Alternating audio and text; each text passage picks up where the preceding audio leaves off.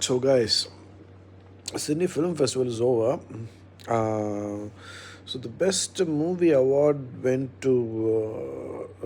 It was just an accident by Jafar Panahi, which I think I expected it because Jafar Panahi is here in Sydney and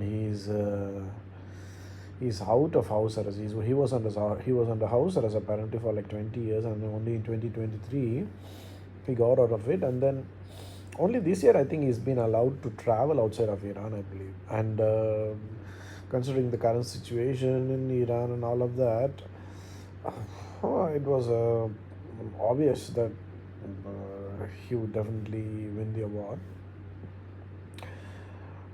Um, about the movie itself, I don't know. It was okay. I mean, see, Jafar Panahi is well known for making movies against the Iranian regime, right?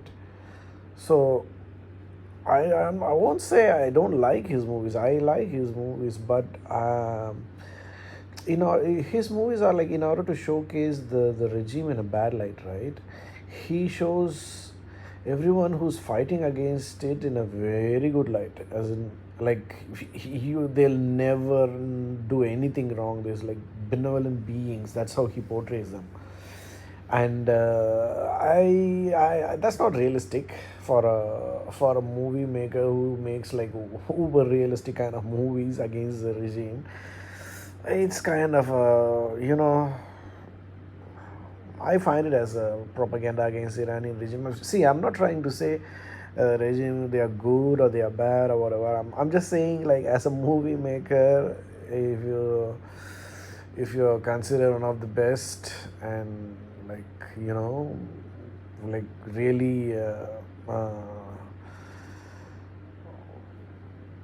to be one of the most brilliant craftsmen, then I think these things also should be taken into consideration.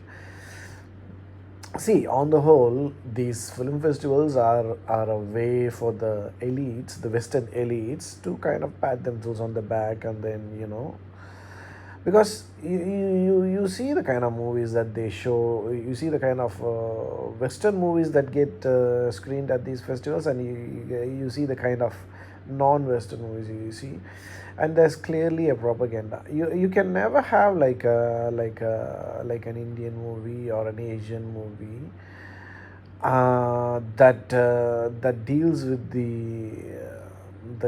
the a good side of these countries be selected for these film festivals. It always have to be some kind of the kind of poor life that they live, because it's a way for these the elites, the Western elites, to look at our society is much better, pat themselves on the back. And that's the case in every non-Western movie that I watched at film festivals. Take it Iraqi movies, take it Turkish movies, take it Iranian movies, take it African movies, take Indian movies. Doesn't matter, right? Chinese movies, doesn't matter. But whereas the Western movies that get screened at these festivals are not necessarily that, because they are for the Western world and they don't want to show themselves in the bad light. You know what I mean? So that is how unfortunately the film festivals are, and the film festivals are a bit like far left sided. You can see the kind of movies that get selected, that get curated for these festivals, right? So very uber ultra far left wing. So there will be like I watched an African movie where it's about a funeral, the Zambian movie, and I couldn't find a single good guy in that movie. Whereas all the women that played in the movie, they are like portrayed as really, really good people. I mean, that's not realistic, right? Like, in a world, like, world is a mix of good and bad people, and people don't like good doesn't come in the form of gender or sex or anything like that. Likewise, the evil also doesn't come in I don't know, one particular gender.